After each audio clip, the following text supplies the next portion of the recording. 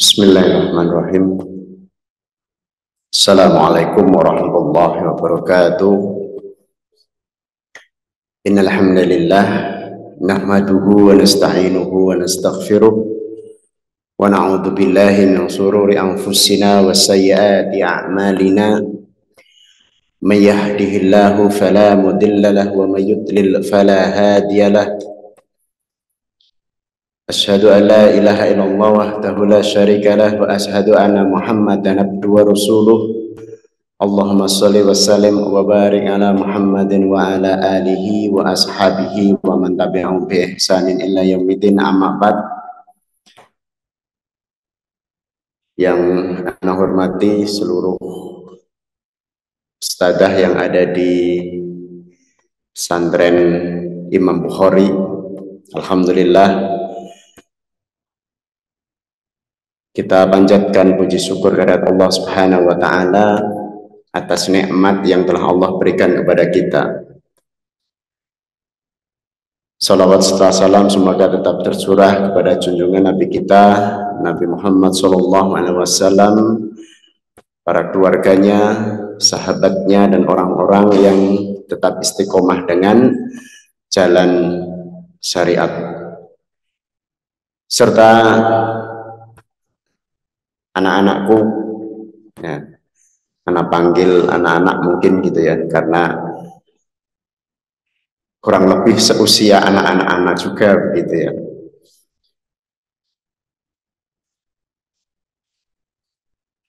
Pada kesempatan pagi hari ini, alhamdulillah, ana diminta oleh Ustadz ya, di pesantren Imam Bukhari ini untuk memberikan mungkin sedikit berbeda dengan ceramah atau kajian yang selama ini diberikan oleh ustadz-ustadz yang lain, yang tentunya rata-rata berdasarkan dengan atau bersisi dengan materi agama. Nah, pada kesempatan hari ini atau pagi hari ini, Ana diminta untuk menyampaikan terkait dengan masalah psikologis. Barangkali Ananda semuanya ya sudah paham artinya termasuk apa terkait dengan masalah psikologi. Karena kebetulan bidang Ana memang bidang psikologi begitu. Jadi secara khusus bukan bidang agama tapi malah lebih kepada bidang psikologi. Sehingga apa yang Ana sampaikan ini pun nanti lebih banyak kepada hal-hal yang terkait dengan permasalahan psikologis. Mungkin kalau dari judul, kalau ada layar di situ begitu, Ana coba mengambil judul perilaku menyimpang sebagai bentuk gangguan mental. Nah, jadi nanti ada beberapa hal, ada beberapa perilaku-perilaku yang kemudian itu masuk kategori gangguan.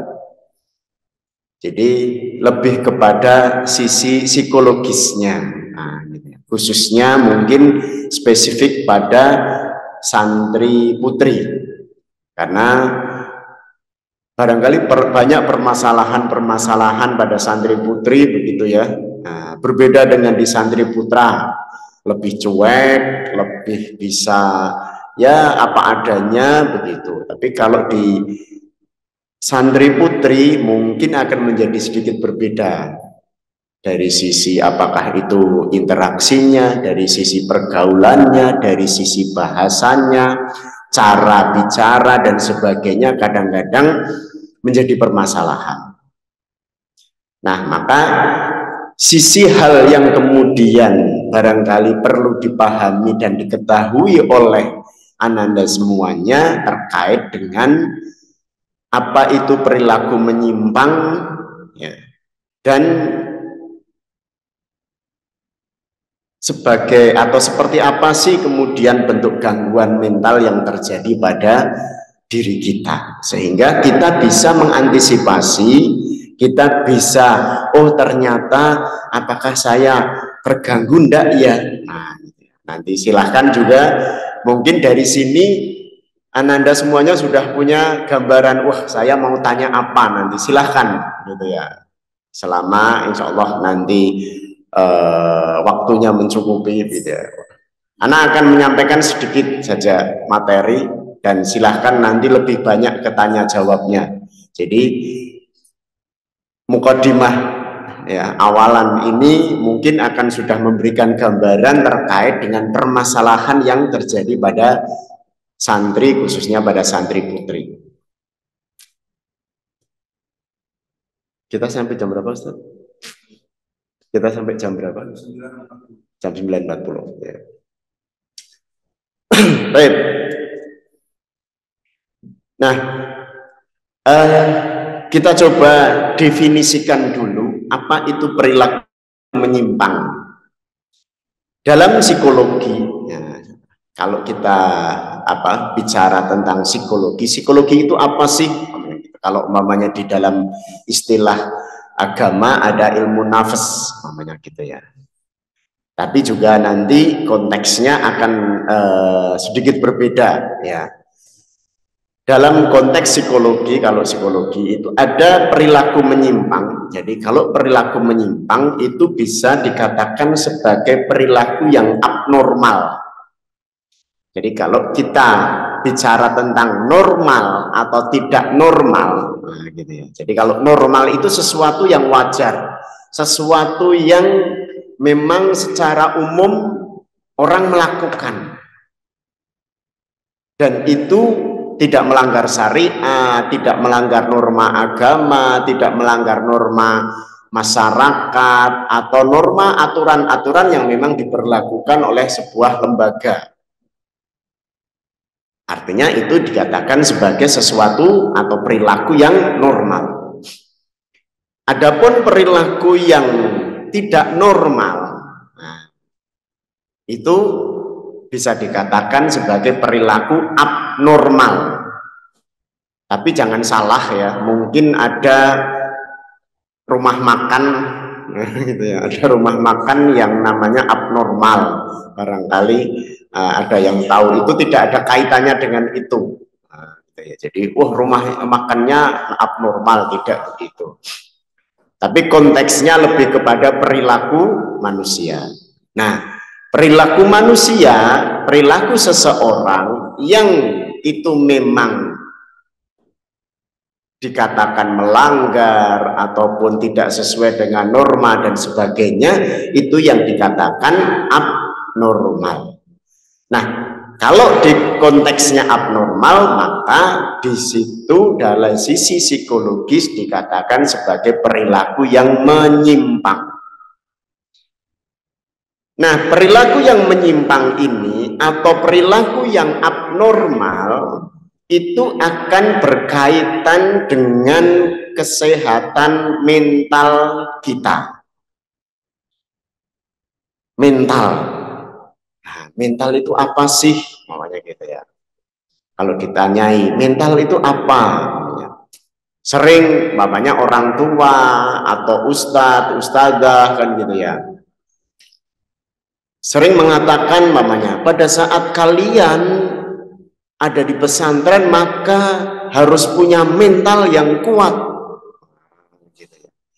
Biasanya begitu. Jadi pada saat kalian ada di pesantren harus punya mental yang kuat. Mental itu apa? Mental itu terkait dengan kemampuan berpikir dan kemampuan merasakan. Jadi ada keselarasan antara kemampuan berpikir dan kemampuan rasa. Nah, disitulah kemudian dikatakan mental. Ya. Artinya apa? Pada saat seseorang itu sehat mentalnya, nah, gitu ya. Seseorang dikatakan sehat mentalnya, berarti kemampuan berpikir dan kemampuan merasakan apa yang di hati itu serasi, nyaman, enak. Itu dikatakan mental seseorang itu sehat. Ya.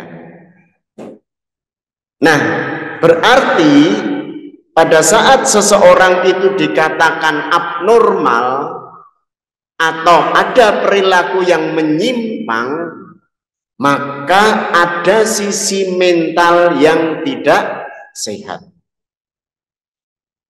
Nah, apakah kemudian pertanyaannya, apakah kemudian sama dengan mereka-mereka yang ada di dalam tanda kutip RSJ namanya? Ya, memang tidak sampai segitu. Tapi yang namanya mental yang tidak sehat berarti ada kondisi yang tidak nyaman, kondisi yang tidak serasi antara pikiran dan perasaan dalam menghadapi masalah. Jadi pikiran dan perasaan yang tidak nyaman pada saat menghadapi masalah, di situ kemudian terlihat apakah mental kita ini sehat atau tidak. Nah, makanya mungkin ada yang sudah merasa, aku ternyata banyak masalah ya, berarti mentalku lagi tidak sehat. Bisa jadi gitu ya. Aku begini ya, anak kok begini ya, berarti apakah ada mental anak yang baru juga tidak sehat? Ya, dimungkinkan. Kenapa? Karena dari sisi kemampuan pikiran dan perasaan itu tidak serasi. Mungkin pikirannya normal, gitu. Mungkin pikirannya normal dalam artian wah biasalah.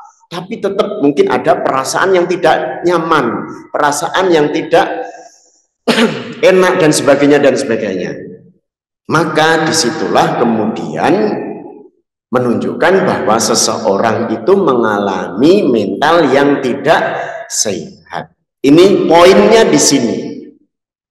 Sehingga gitu ya, pada saat Ananda semuanya itu ada masalah, kemudian tidak atau belum bisa menyelaraskan antara pikiran dan perasaan, ya dimungkinkan kemudian di situ ada sisi yang tidak sehat. Aduh, aku kok terbebani dengan ini ya, aku kok begini ya, ada temanku yang begini, yang teman anak yang seperti ini, ada yang seperti ini, dan sebagainya.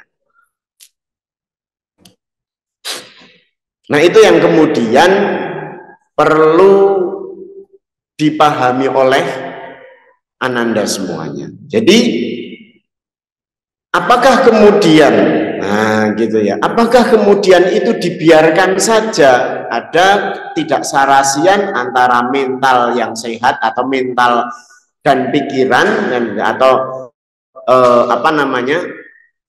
kaitannya dengan perasaan dan pikiran, gitu. Apakah dibiarkan saja? Tentunya tidak. Tentunya kita gitu ya, sebagai seorang manusia akan berusaha bagaimana kemudian antara pikiran dan perasaan itu bisa seimbang, bisa serasi, bisa nyaman, sehingga mental kita tetap dalam kondisi sehat. Disitulah poinnya. Nah, ini yang perlu dipahami dulu, ya, perlu dipahami dulu oleh Ananda semuanya. Nah, sekarang bentuk perilaku menyimpang nanti akan spesifik ya, Ana sampaikan, cuma mungkin tidak keseluruhan.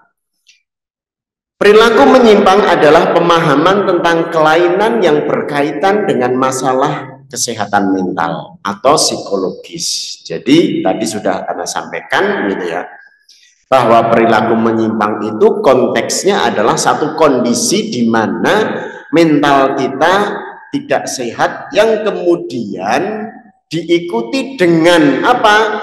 Perilaku yang harusnya itu normal tetapi kemudian dilakukan dengan cara yang negatif. Jadi penyimpangan-penyimpangan perilaku atau kondisi ya perilaku yang tidak normal atau penyimpangan yang perilaku yang menyimpang itu biasanya adalah sebuah perilaku yang diikuti dengan cara yang negatif. Diikuti dengan cara yang negatif itu seperti apa? Ya, harusnya itu lurus namanya gitu.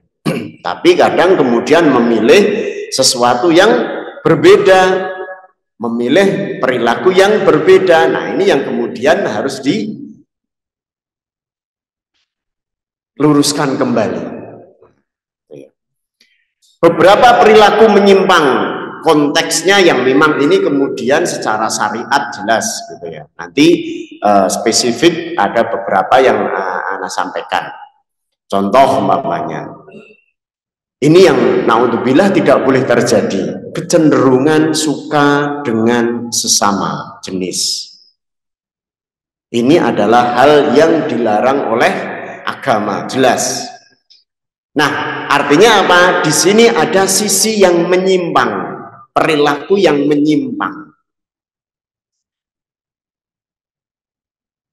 Apakah salah? Ya, jelas salah. Nah, di sini perlu dari Ananda semuanya untuk bagaimana kemudian hal-hal yang terkait dengan kondisi yang menyimpang ini harus dihentikan. Lazimnya atau normalnya, katakanlah gitu ya, kalau seorang akhwat ya sukanya dengan ikhwan, ikhwan akan suka dengan akhwat, itu adalah sesuatu yang normal ya, itu adalah sesuatu yang normal. Tentu sekarang adalah kondisi di mana Ananda semuanya sekarang sedang belajar, maka konsentrasi saja dengan belajar. Kaitannya dengan suka dengan lawan jenis itu memang sesuatu hal yang normal. Namun kan gitu ya, tentu ada batas-batasnya, tetap ada batas-batasnya. Sehingga apa yang terjadi atau apa yang harus dilakukan, ya harus menjaga diri. Kalau sampai terjadi, nah gitu ya, ini maka yang tidak diperbolehkan. Seseorang suka dengan lawan jenis. Mungkin di sini ada ustadzah atau juga ada musrifah gitu ya. Ini juga perlu mengantisipasi itu. Jangan sampai terjadi ya ada indikasi kecenderungan. Kenapa? Karena kalau pada akhwat gitu ya atau pada perempuan ini lebih masif. Artinya kondisinya harus dipahami betul gitu ya, bahwa ada indikasi-indikasi itu dimungkinkan. Nah, ini yang kemudian harus dipahami. Nanti mungkin secara khusus akan Ana sampaikan kepada sesi terkait dengan yang di ustadz atau ustadzahnya lah. Bagaimana ciri-cirinya? Tapi yang paling penting adalah bahwa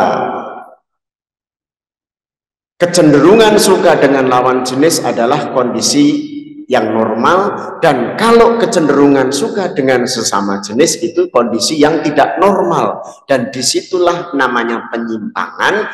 Yang namanya penyimpangan berarti ada mental yang tidak sehat.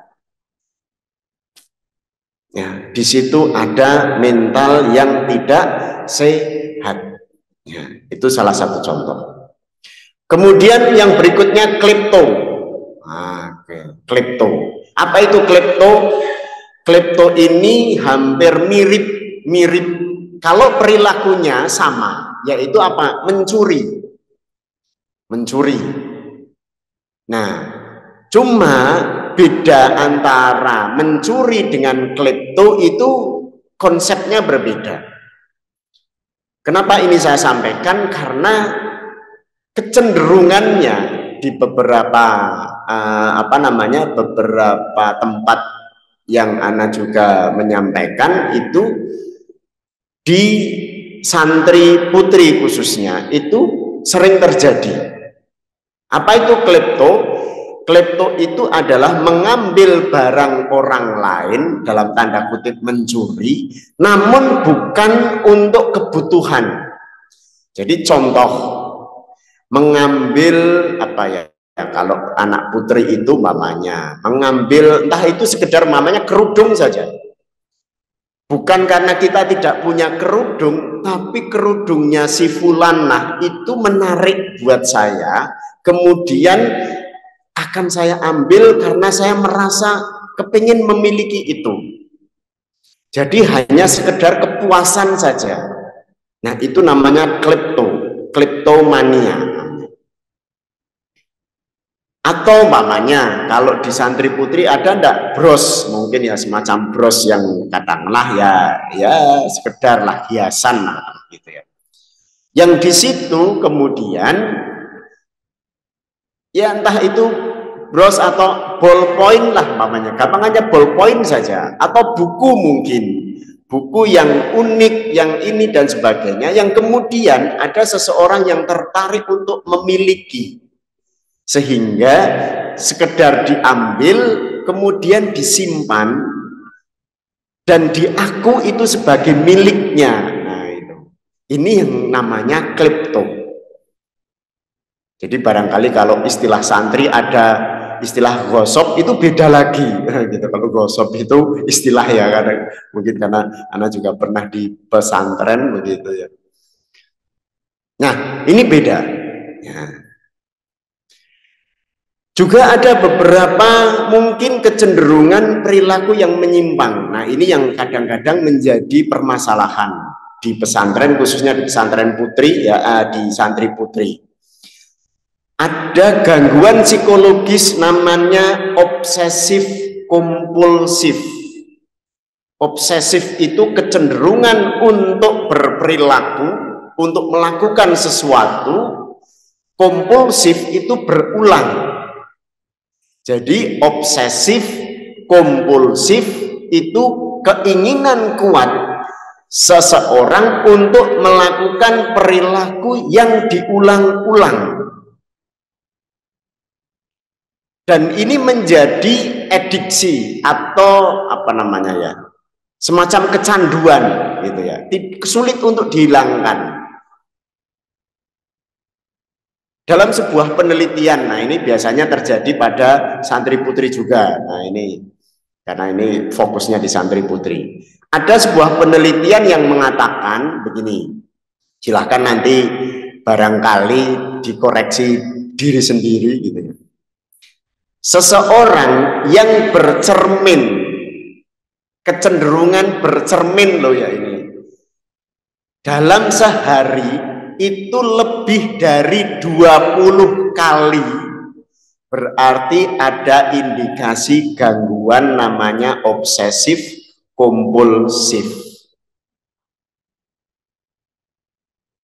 Jadi contoh namanya bangun tidur, di kamar ada cermin, ngaca gitu ya. Kemudian mau ke kamar mandi, ngaca lagi ya. Kemudian mau ya kalau berdandan atau memakai baju dan pakaian untuk pergi ke sekolah atau ke pesantren, ke kelas gitu ya, itu ngaca, itu normal kan gitu ya. Tapi dalam konteks dari bangun tidur sampai mau berangkat ke kelas itu sudah berapa kali ngaca atau bercermin. Kemudian mau berangkat ngaca lagi atau bercermin lagi. Nanti sampai mau di kelas, padahal juga pakai, barangkali tidak tahu, mungkin apakah pakai hijab atau ada pakai cadar atau tidak, ngaca lagi. Kemudian ya terus pokoknya dalam sehari gitu ya, dalam sehari rutin dilakukan, bahkan bisa lebih dari 20 kali, berarti ada gangguan obsesif kompulsif atau apa? Kecemasan. Di situ intinya adalah kecemasan. Cemas, aduh aku tidak percaya diri, aku harus ngaca, aku harus melihat lagi dulu, betulin apalah, betulin ini dan sebagainya dan sebagainya. Jadi ada ada kecemasan-kecemasan yang membuat kita melakukan perilaku yang berulang. Nah ini yang kemudian harus diperhatikan. Coba perhatikan saja apa itu. Nah silahkan. Kalau pada mungkin katakanlah sering lupa namanya gitu ya, sering lupa tetapi sebetulnya sudah ya entah itu sudah dibawa atau ini, tetapi melakukan sesuatu di kamar yang kemudian aku kayaknya tadi belum ini deh atau itu belum ini, kemudian khawatir akhirnya harus balik lagi bolak-balik ke entah itu ke kamar atau ke kelas, namanya begitu ya. Kalau mungkin sudah sampai ke kelas barangkali kan akan berbeda ya, tidak boleh ke kamar lagi kecuali memang waktunya istirahat atau apapun. Tapi intinya obsesif kompulsif itu adalah gangguan kecemasan ya, gangguan kecemasan itu salah satunya. Kemudian ada lagi, ini yang barangkali, nah ini mungkin kalau ada ustazah atau musyrifah, nah, pada beberapa santri ini mulai muncul adanya namanya self-harm. Self-harm, mungkin coba nanti dicari dan gitu ya. Kalau yang ustazah atau musyrifah kan mungkin bisa boleh diperbolehkan bawa HP kan gitu ya. Self-harm. Self-harm itu apa? Self-harm itu adalah kondisi di mana seseorang mencari kenyamanan, ya, mencari kenyamanan, mencari pelampiasan terkait dengan masalahnya, itu dengan melukai diri sendiri. Jadi contoh umpamanya nanti bisa disidak barangkali. Nah, minimal pakai ballpoint, nah gitu ya, itu ditekan di urat nadinya, nah gitu. Nah ini perlu harus diperhatikan. Kalau ada santri ananda yang seperti itu, segera saja sebetulnya untuk konsultasi ke ustadzahnya.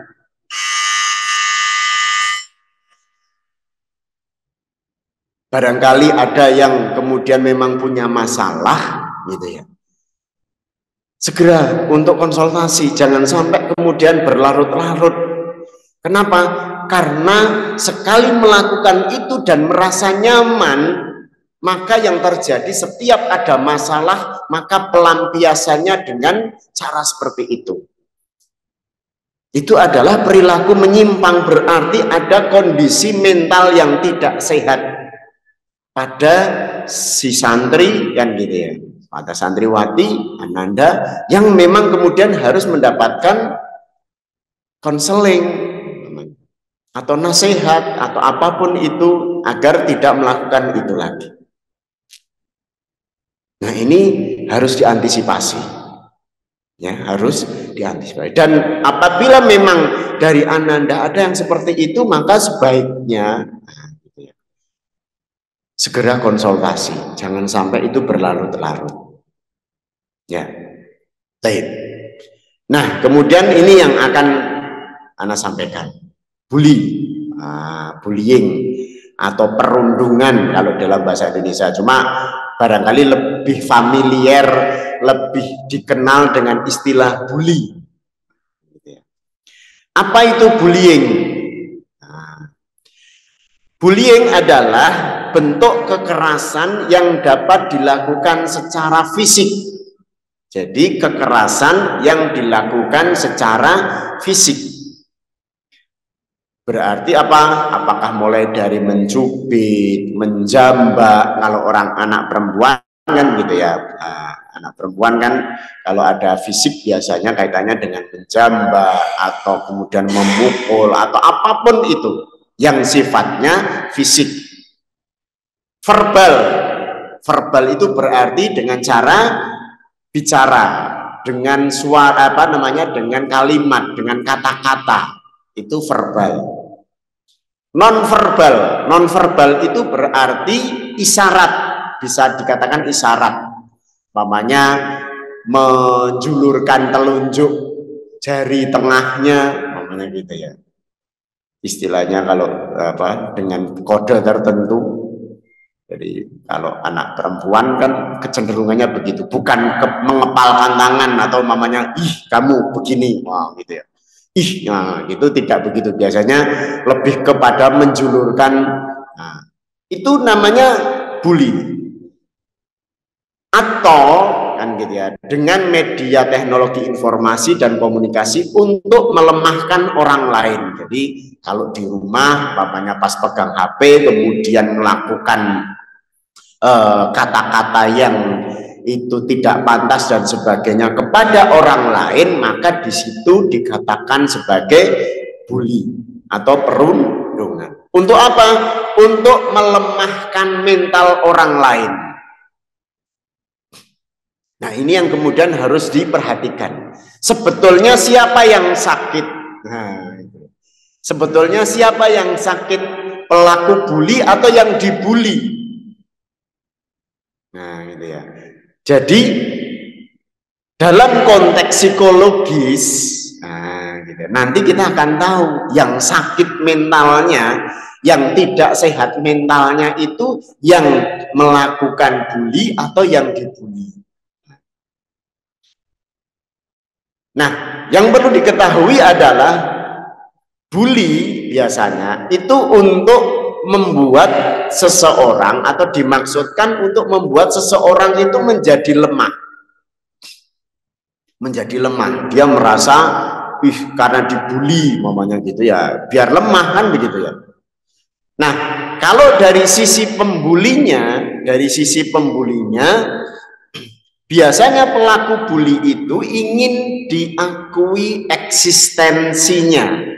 Apa itu eksistensi? Keberadaannya. Dia ingin diakui, ini loh aku. Sebagai orang yang kuat, sebagai orang yang mampu, sebagai orang yang punya pengaruh, atau dianggap senior. Biasanya pelaku bully, jadi maksudnya apa sih pelaku bully? Ya banyak maksudnya. Nah, salah satunya ini loh, aku ingin diakui, aku ingin dikatakan kuat, anak ingin dikatakan mampu, aku atau anak ingin dikatakan ini loh senior. Maka seseorang kemudian melakukan bully. Nah, pelaku bully, nah ini perlu diperhatikan coba. Pelaku bully pada saat melakukan bully itu, coba perhatikan, rata-rata mereka tidak berani sendiri. Kecenderungannya mereka akan mengajak teman untuk mendukung atau menyetujui apa yang dilakukan. Jadi coba perhatikan, jarang ada santri atau teman lah katakanlah yang memang sebagai pelaku bully itu sendirian. Hampir rata-rata yang namanya bully, yang namanya perilaku bully itu adalah mereka yang melakukan ada yang melakukan seseorang tapi kemudian seolah-olah mengajak teman yang lain, meskipun temannya ini kadang-kadang tidak tahu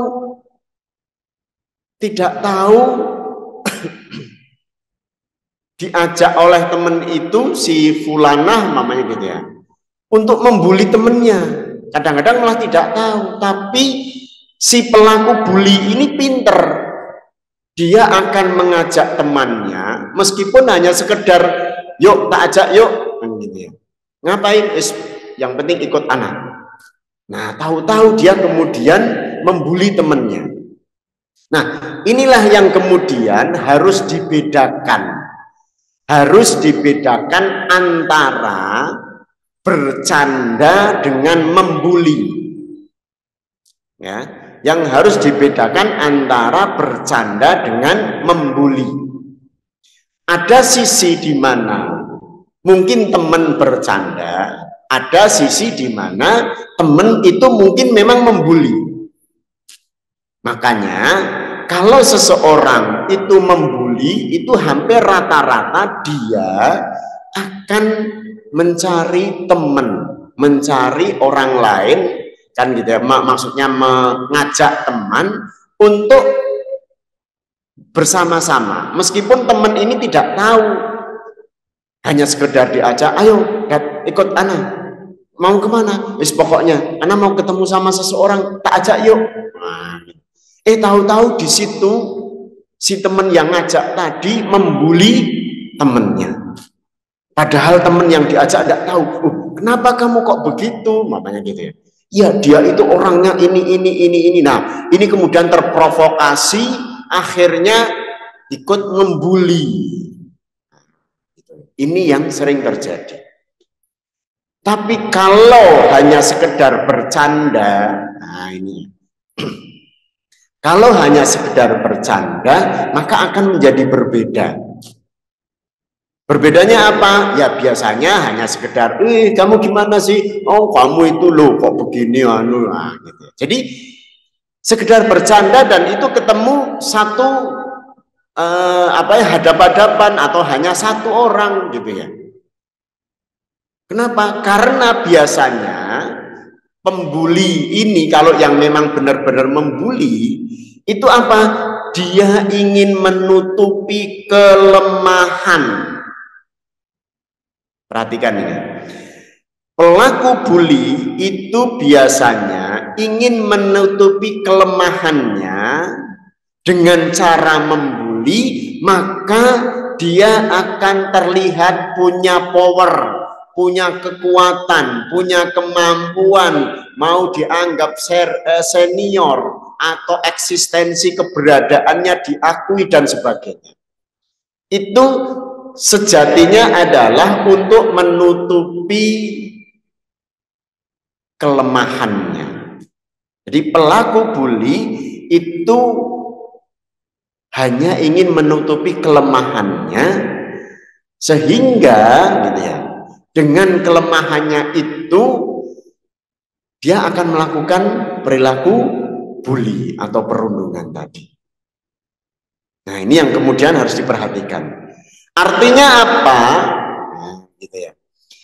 Berarti pelaku bully itu ada mental yang tidak sehat. Jadi pelaku bully dengan melakukan begitu apa? Untuk menutupi kelemahannya. Dia sebetulnya itu lemah. Orang-orang yang melakukan bullying itu sebetulnya dia lemah. Cuma kemudian kan mendapat dukungan dari teman-teman yang lain. Akhirnya seolah-olah dia itu kemudian kuat, punya power, punya teman, punya ini, itu, dan sebagainya.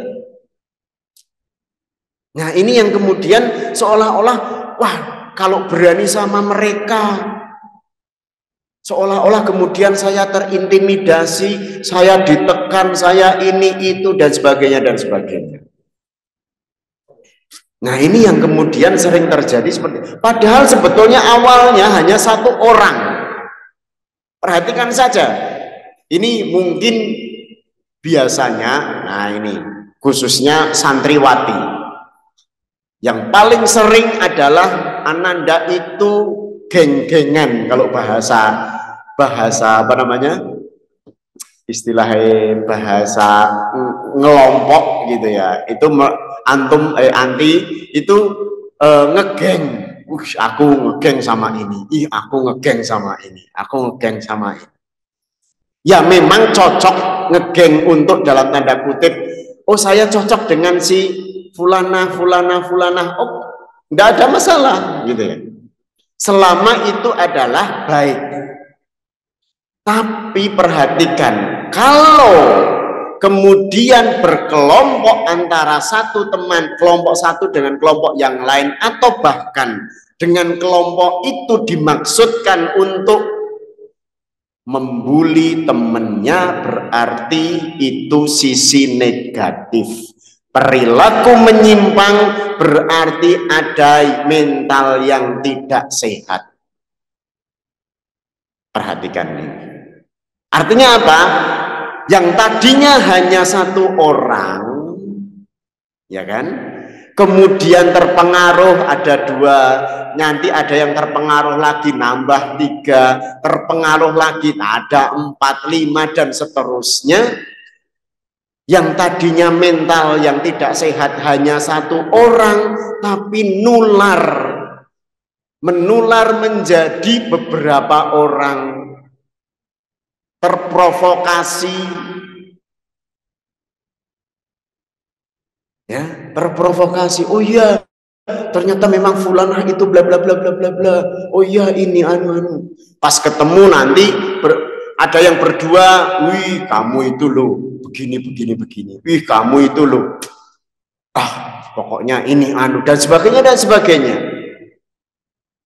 Nah, inilah yang kemudian bisa dikatakan bahwa seseorang yang melakukan bullying atau menjadi pelaku bully itu mempunyai mental yang tidak sehat. Ya. Jadi gitu ya. Kalian teman-teman Ananda semuanya harus bisa memahami ini. Tidak ada sisi positif apapun pada saat Ananda membuli temannya. Tidak ada keuntungan yang bisa diperoleh, justru kerugian pada diri kita sebagai pelaku bully. Itu yang kemudian harus diperhatikan. Apa? Justru semakin kita membuli orang lain, justru mental kita tidak sehat. Mental pelaku bully itu tidak sehat. Kalau mental pelaku bully tidak sehat, berarti mentalnya sedang sakit. Nah, ini harus diperhatikan. Ya. Tidak ada untungnya. Ya, tidak ada sebuah keuntungan apapun pada saat kita membuli teman kita.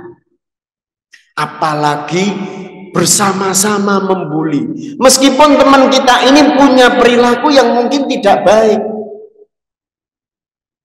Ustaz, kan si fulana ini orangnya begini. Ya dinasehati, bukan dibully. Nah, ini bedanya lagi. Harusnya dinasehati, bukan dibully. Udah dinasehati tidak bisa. Nah, berarti disampaikan kepada musyrifah, disampaikan kepada ustadzah yang memang punya kewenangan ini. Nah, kalau kemudian yang mungkin melakukan perilaku yang tidak, dia kan perilakunya begini seenaknya sendiri, dinasehati oleh ustadzah, oleh musyrifah, kemudian jangan marah. Yang sering terjadi kan kemudian, seringnya ini pada saat anak ngasih begini, kemudian ada pertanyaan, Ustadz, ada yang seperti ini perilakunya, kalau di kamar seenaknya sendiri, kalau dengan teman pokoknya egois ini itu dan sebagainya. Sudah kita nasihati. Nah, sudah dinasehati, kemudian dinasehati dia tidak mau. Nah, kemudian yang dinasehati ini bilang, aku dibully sama teman-teman. Nah, ini juga menjadi berbeda lagi nanti konteksnya. Ya, ini yang harus diperhatikan. Jadi, membedakan antara itu nasihat, itu candaan, itu bully. Apalagi kemudian, namanya gitu ya, dilapor ke musrifah, dilaporkan ke ustadzahnya, dipanggil, dinasehati. Jangan baper Anda semuanya. Ih, ana dilaporin sama si fulanah, awas dia nanti. Awas nanti tahu sendiri.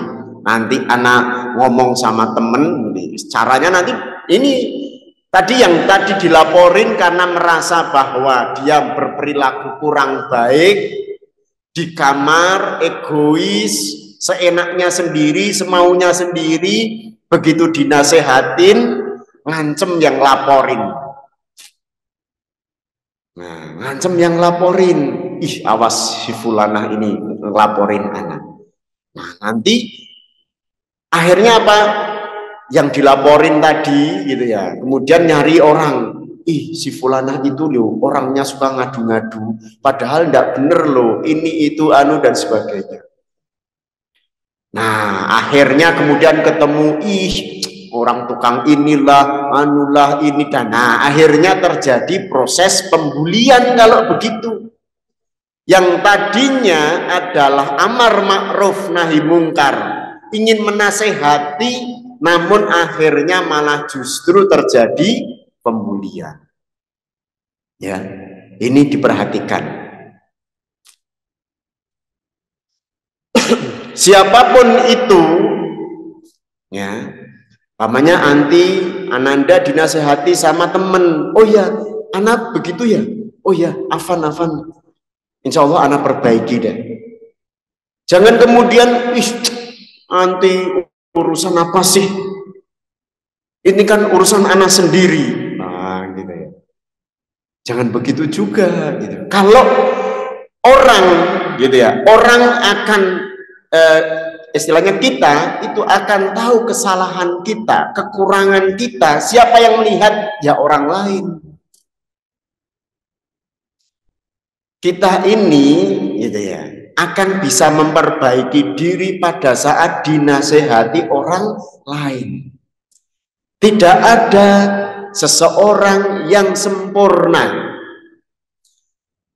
Pada saat kita dinasehati oleh teman kita, ya kita terima dengan baik, alhamdulillah, syukron jazakillah khair, namanya gitu ya. Anti sudah menasehati anak, insya Allah anak perbaiki. Meskipun itu kadang berat, ya. Yang paling sering, wah berat itu. Dinasehati orang lain untuk menjadi lebih baik itu memang berat. Tapi pada saat kita mau menerima itu, Masya Allah, itu menjadi hal yang sangat besar manfaatnya buat diri kita. Apa? Kita menjadi orang yang sabar, bisa menerima masukan orang lain, kita akan lebih banyak teman. Yakin itu. Tapi kalau kita tetap egois dengan perilaku kita, ya akhirnya teman-teman nanti akan menjauhi kita. Nanti teman-teman menjauhi kita, dikira teman-teman membuli. Ih, teman-teman anak pada bully anak. Loh, bully kenapa?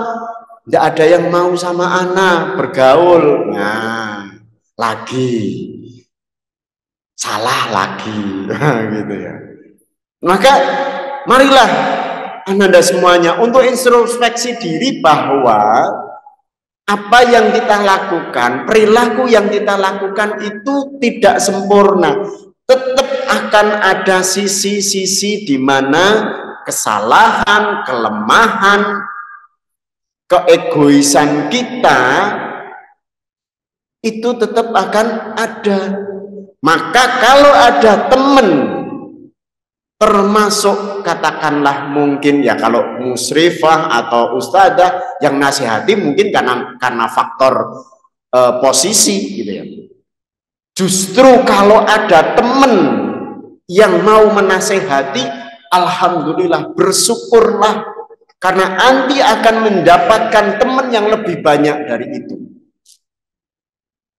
Tapi ya harus berlapang dada, jangan kemudian istilahnya kalau anak sekarang ya baper, dibawa perasaan.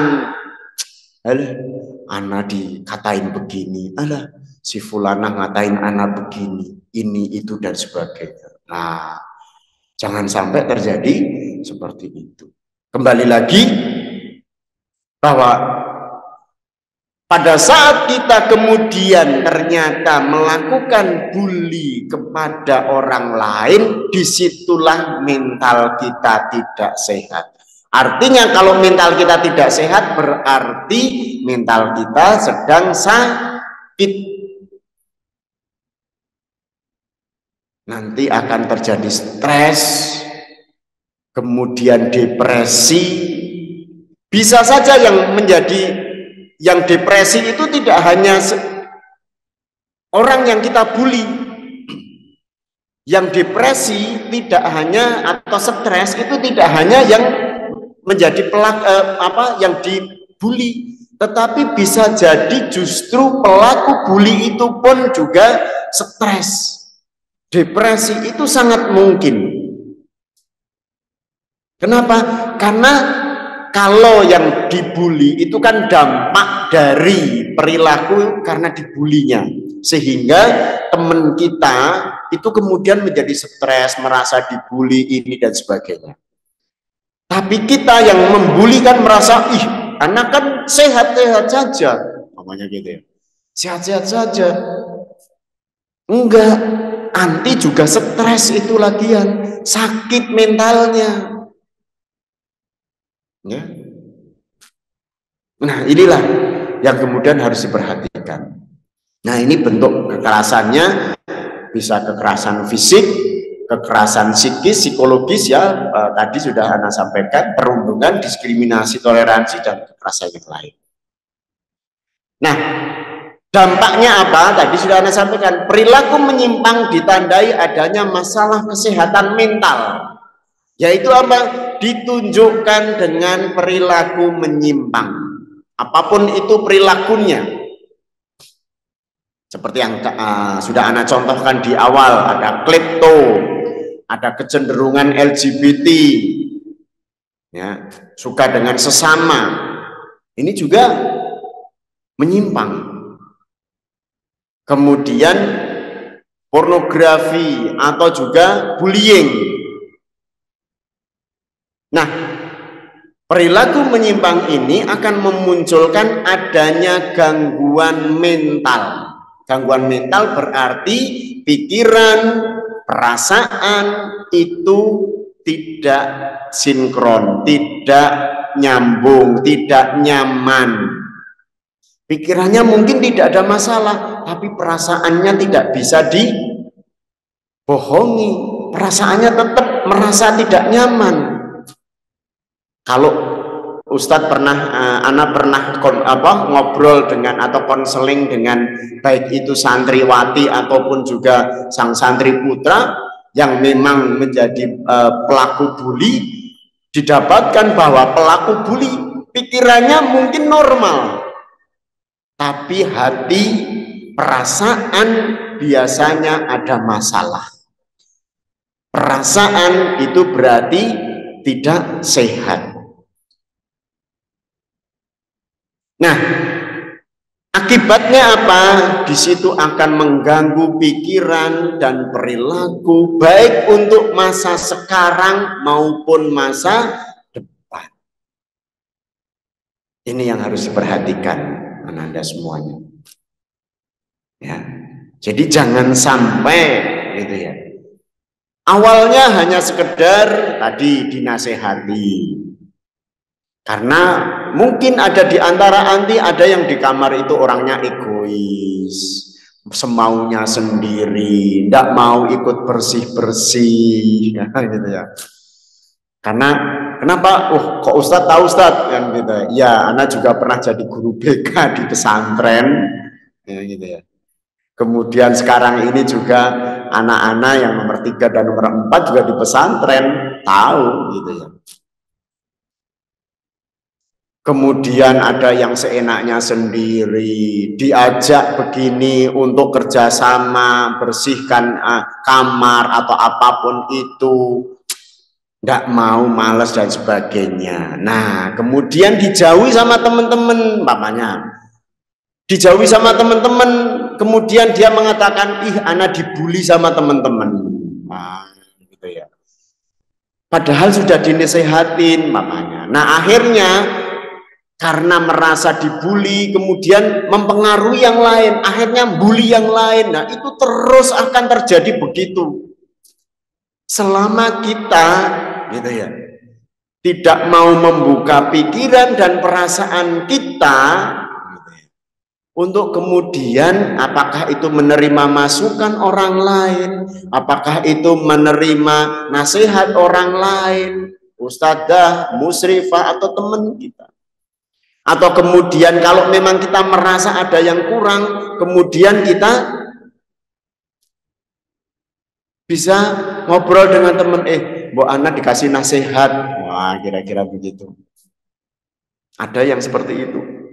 Kayaknya tidak ada deh. Dan inilah akibatnya apa? Berakibat mengganggu pikiran dan mentalnya, perasaan, baik itu sekarang maupun untuk masa depan. Nah, sekarang bagaimana menghadapi bully? Nah, ini. Pertama, paling mudah, nah tadi kan sudah Ana sampaikan ya, bahwa seorang yang melakukan bully itu mentalnya sedang sakit, mentalnya terganggu. Maka kalau Ana ngasih trik itu biasanya ya udah diemin aja. Diemin aja, bukan berarti kita takut, tapi kita tahu bahwa oh, si pembuli ini mentalnya lagi sakit. Disenyumin aja. Kamu itu loh anaknya udah kecil, hitam, kemeringet lagi. Oh, gitu ya mamanya gitu. Kalau dikatain begitu, ya udah diemin aja, senyumin. Hi, kan. Oh, malah ketawa kamu. Iya, kemarin Ustadz Trubus bilang, seorang yang membuli itu berarti mentalnya sedang sakit. Seorang yang sedang membuli berarti mentalnya tidak sehat. Nah, ini. Kalau setelah hari ini masih ada yang suka membuli,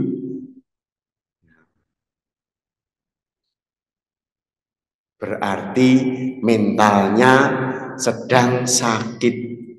Mungkin perlu nanti direkomendasi, kalau di Solo ini kan ada RSJ ya.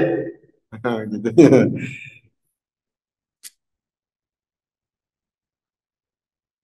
Ananda bayangkan, mereka yang di RSJ itu dulunya normal. Kalau Ana sering setiap tahun itu kadang ngantar mahasiswa kunjungan ke rumah sakit jiwa, tidak hanya terjadi pada orang dewasa, mereka yang terganggu jiwanya. Banyak dari penghuni RSJ itu anak-anak yang usianya masih remaja. Ada yang 12 tahun, ada yang 15 tahun gitu.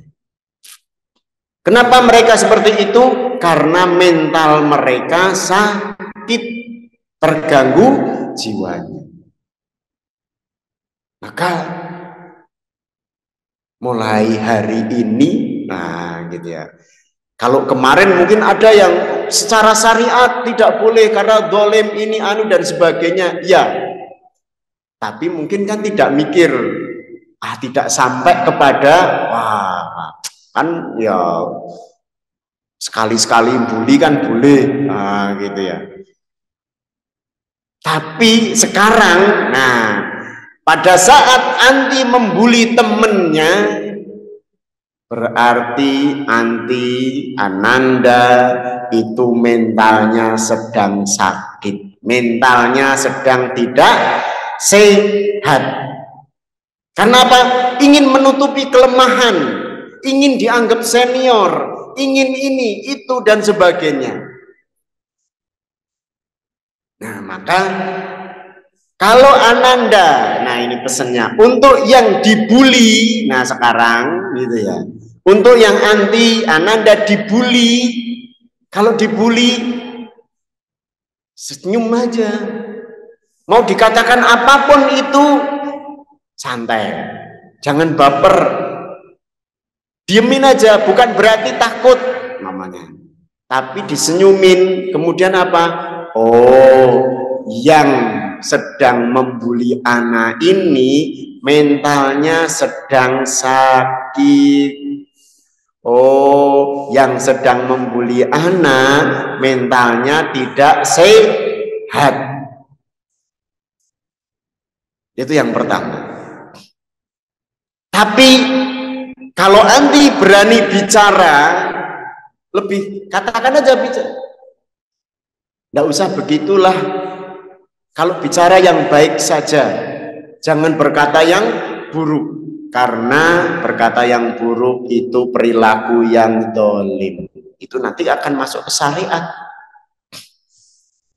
Kalau kita berani, tidak harus kemudian dibales dengan konteksnya kata-kata yang kasar juga. Tidak harus, jangan, nggak usah dibales kata-kata. Kamu itu loh, ini anu.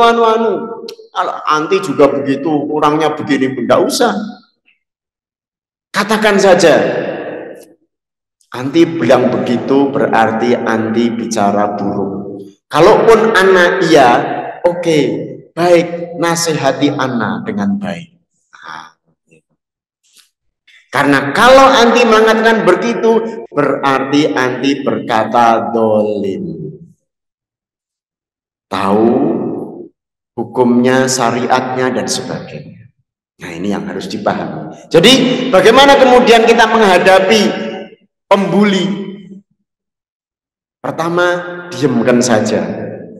Bukan berarti takut, tapi justru kita tahu, oh, yang melakukan bully ini mentalnya lagi sakit, mentalnya tidak sehat. Senyumin. Kenapa kamu malah tersenyum? Dibully malah tersenyum. Ya, kemarin Ustadz Rubus bilang, kalau yang bully itu berarti mentalnya lagi sakit. Malah justru yang butuh bantuan itu yang pembuli ini. Pelaku bully ini butuh bantuan konseling. Kenapa? Karena mentalnya lagi sakit. Yang kedua, kalau anti berani bicara, katakan saja bahwa tidak usah berkata begitu. Kalau ana memang salah, ana memang minta maaf. Kalau anti berkata buruk kepada saya, anti mengatakan yang tidak sesuai dengan saya, berarti anti berbuat dolim. Sudah, itu saja. Kita tinggalkan dia. Selesai. Nah, itu cara menghadapi. Bagaimana menghilangkan bully? Nah, di sini butuh kepedulian antar teman, maksudnya butuh kepedulian antar teman. Bila ada atau mengetahui teman yang dibully, maka bagaimana kemudian kita akan saling menasehati. Kita tidak ingin teman kita menjadi pembuli, dan kita juga tidak ingin ada teman kita yang jadi korban bully. Butuh kepedulian, jangan dibiarkan. Kenapa sih anti kok berkata kasar sama si fulana? Oh, dia itu orangnya begini-begini. Ya, oke, baik. Kalau memang begitu, kita nasihati dengan baik. Tidak harus kemudian dikata-katain ini, itu, dan sebagainya. Nah, kita gitu ya, kita juga yang kalau umpamanya dinasehatin temen kan gitu ya, Biasanya kita akan menerima kalau dinasihati ustadzah, dinasihati musyrifah, mungkin akan menerima. Tapi kalau dinasihati teman kan gengsi ya. Cenderungnya, ih apain, emang anti lebih baik dari ana. Wah gitu ya. Kadang-kadang kemudian muncul egoisme kita lagi.